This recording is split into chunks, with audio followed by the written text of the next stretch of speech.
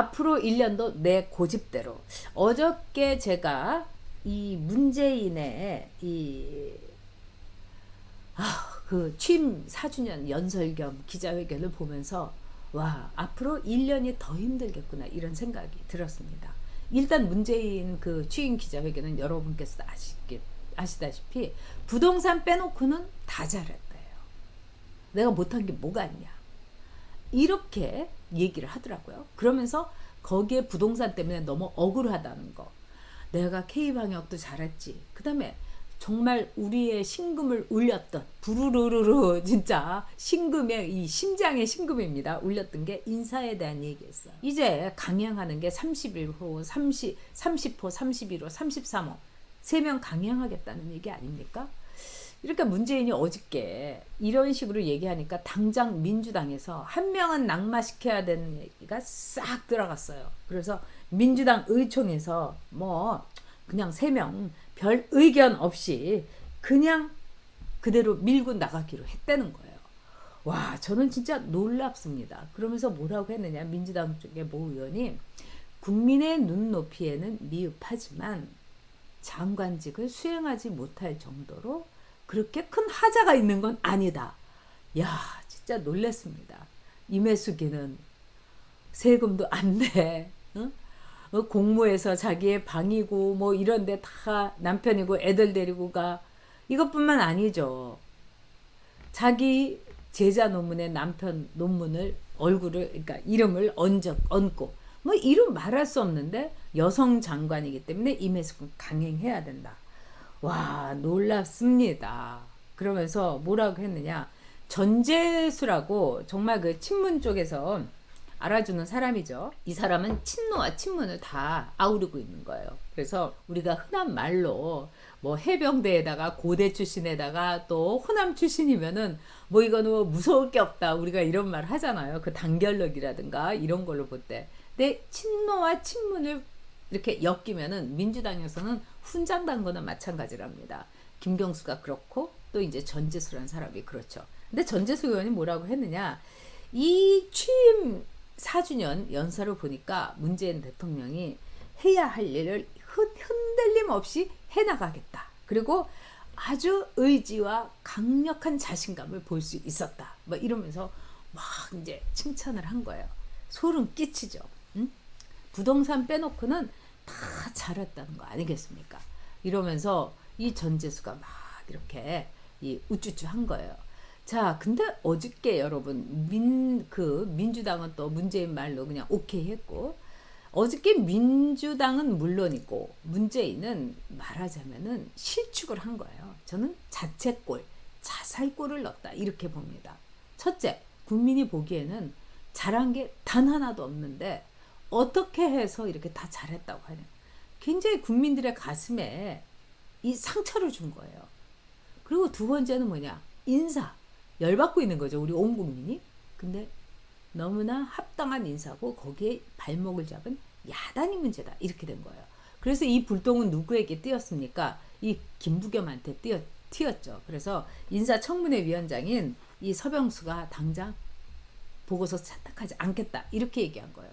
자, 그렇다면 이제 또 많은 분이 그러면은 야당이 반대하면은 이 못하는 건가요? 야당이 의석수가 많으면은 이 못합니다, 진짜. 근데 지금 이 야당이 100석 남짓 아니겠습니까? 쟤네 180석이고 무조건 국회에서 통과되는 거죠. 국무총리는 국회에서 표결을 합니다. 그래서 이 찬반을 가리게 되는 거죠. 근데 이제 뭐 180명이 우르르 나가가지고 쭈르르 투표하면은 김부겸은 됩니다, 여러분. 그런데 문제는 뭐겠습니까? 전국이 아주 급냉을 하는 거죠. 냉장고였던 이 여의도 정치가 냉동고로 되는 겁니다. 그리고 김부겸도 굉장히 체면이 완전히 구겨지는 거죠. 이 국무총리라는 거는 대통령을 대신할 수 있는 자리고 여야를 아울러야 되는 자리입니다. 그리고 김부겸이란 사람이 또 이 사람이 몇 됐겠어요, 여러분. 사실은 얼굴마담용으로 된 겁니다.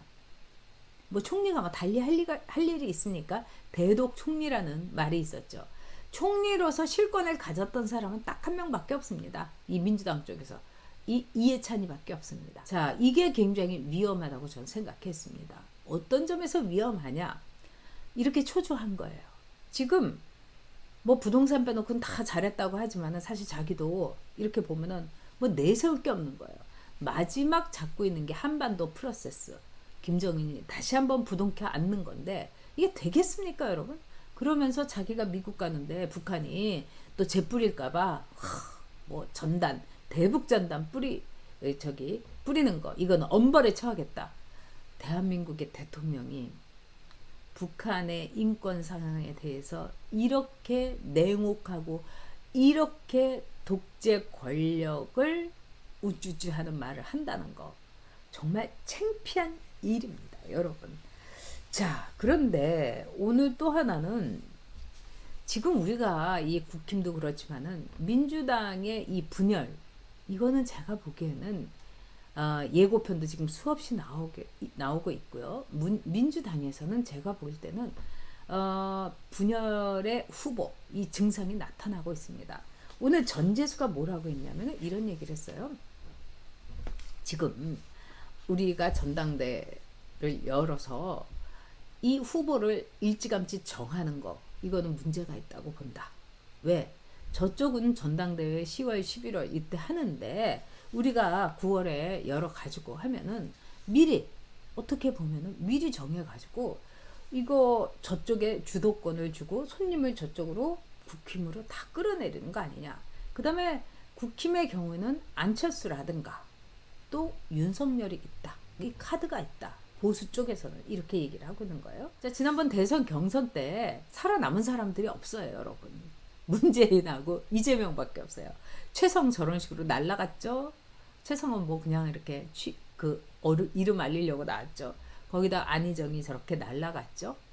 뭐 박원순이도 저렇게 날라갔죠.